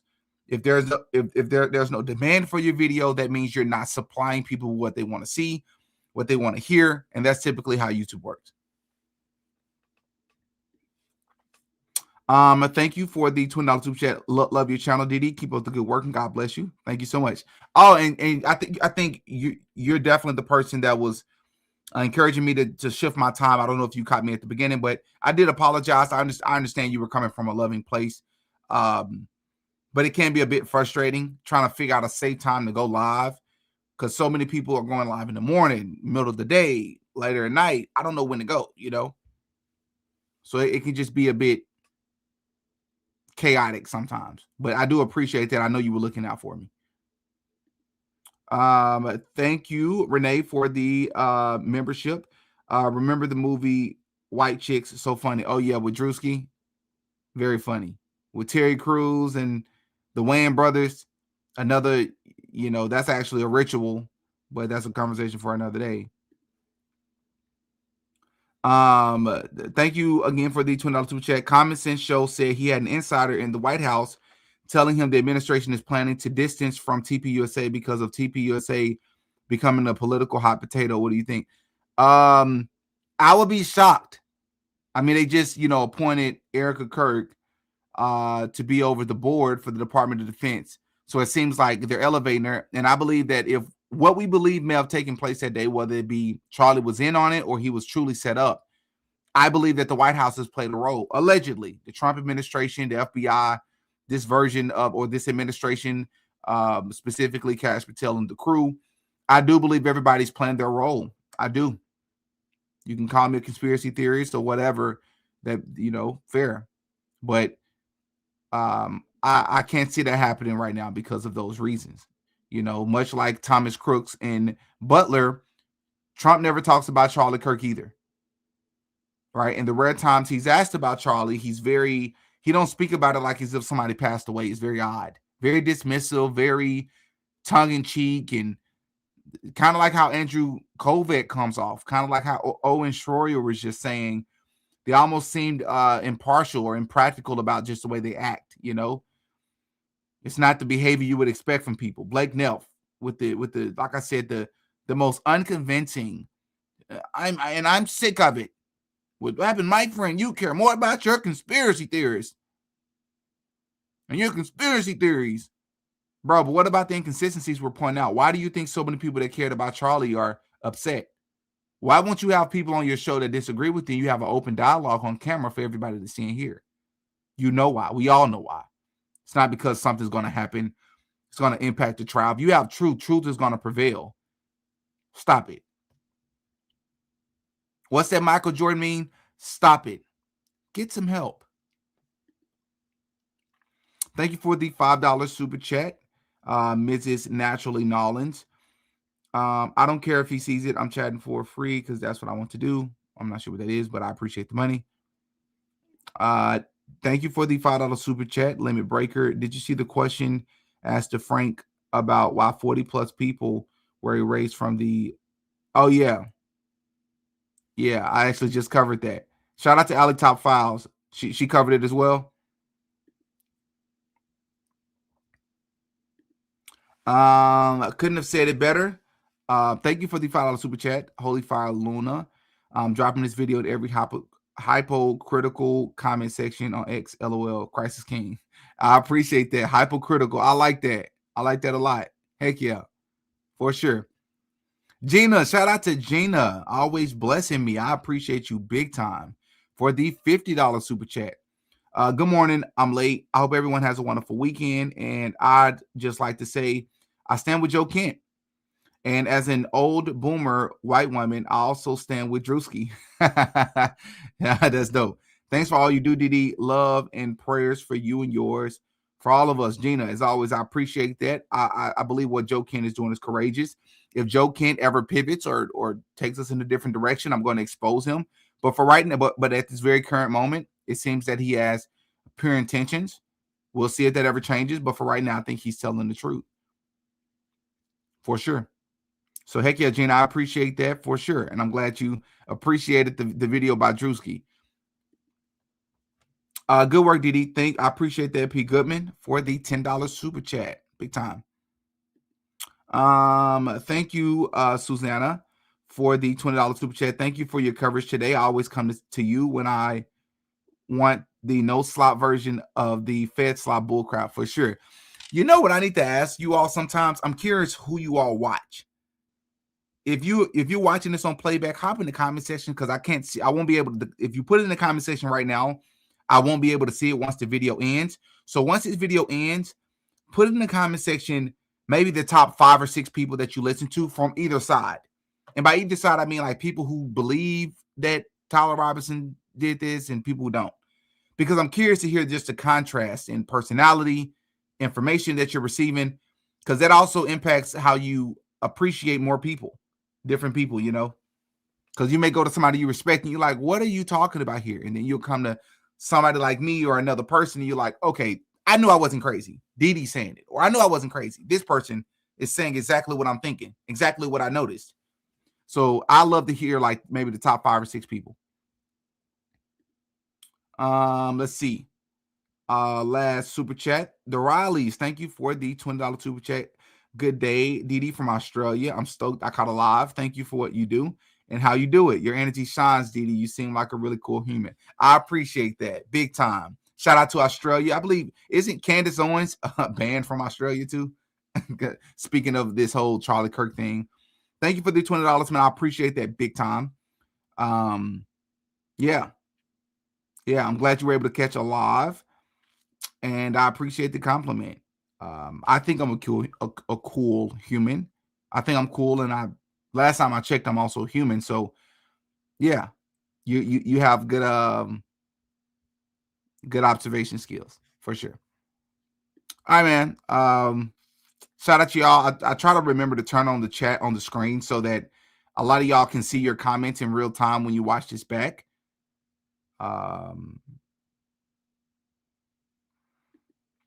Somebody says Joe Kent is a scammer. He was getting people fired for anti-Semitism just 2 years ago. Tell everyone go look. I seen some stuff where I don't know if I saw that he was getting people fired, but I will go and look into that. Because if that's the case, then I don't know if I would call him a scammer. He could have had to change of heart, or maybe he has other intentions. I don't know. I don't know if scammer would be the language I would use. But if he did that, I 100% don't agree with it, unless it was real anti-Semitism, right? Like if you're working for somebody and you're saying you want all JEW people unalived, like, bro, you're not going to work for my company talking like that. But if it's the new definition of anti-Semitism, you know, just being critical of the Israeli government, and he criticized somebody for that and fired them, then I don't agree with it. And it would be a stark contrast to how he's presenting himself now. So I will agree with that part. Yep. So yeah, all right, y'all. I'm gonna get up out of here.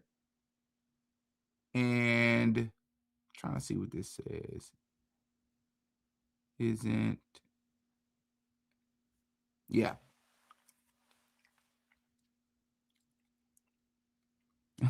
Let me go ahead and end this so that somebody said that they watch Benny Johnson. Yeah, good luck with that. Benny Johnson is man, don't even get me started with that dude. I can make a whole video about him. But I just exposed him in another one of my videos. He's one of the first people that said that he has reason to believe that there's some sort of foreign lead or foreign intelligence intel played a role in what happened to Charlie. But that's all he can say on it for now. He literally said this, and then he changed. He just switched up. And now he's pushing the whole Tyler Robinson slop. I don't trust that dude. I think that dude is paid to be a mouthpiece for MAGA. Just like I ain't talked about him in so long. The heavyset black guy who he's a fraternity member. Older dude. He's a mouthpiece. I think he's a paid mouthpiece. It was proven that he received like $250 from Kamala Harris or the Biden administration to push the Kamala Harris nonsense. So all of these people are out there, right? I think they're all sellouts. They're not who you think. It's like another version of officers. It's just, they're all the same, just they have different politics, right? All right, y'all, I'm going to get up out of here, man. Hit the like button once again. I appreciate you all as always. I'm Demetrius. I go by Didi. I'll catch y'all in the next one. Peace. Oh, yeah, Didi got a pie. Attitudes and our work ethic become very important in realizing our goals and opening up possibilities. I had lunch a couple of weeks ago with a recent graduate at UCA, and his story is really fascinating. It's one of overcoming homelessness during his time pursuing his degree first at a community college here in Arkansas and then finishing his bachelor's degree here at UCA. His narrative ranges from estrangement from family for many years to a hopeful reunion with mother and siblings. His record is one of overcoming odds in a way that I probably could not, and certainly demonstrating levels of tenacity and patience and optimism that I can only marvel at. He wanted to talk with me about his new job and his career path going forward. I really need to be there to learn from him because that's where the real value was.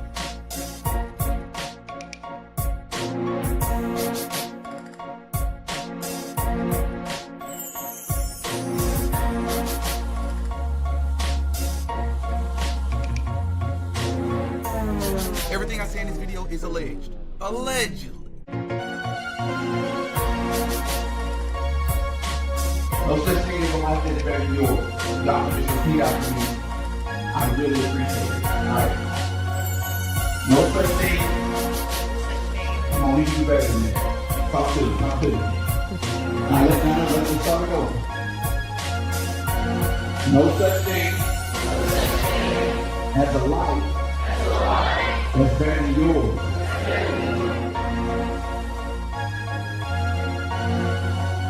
You're worse than the rich white people who are, or the rich white Jews that own these record labels, because they don't even understand these populations. You have a lot closer relationship to these people, and you're leading them to hellfire. You are leading them in the wrong direction in the name of getting rich and famous. How dare you?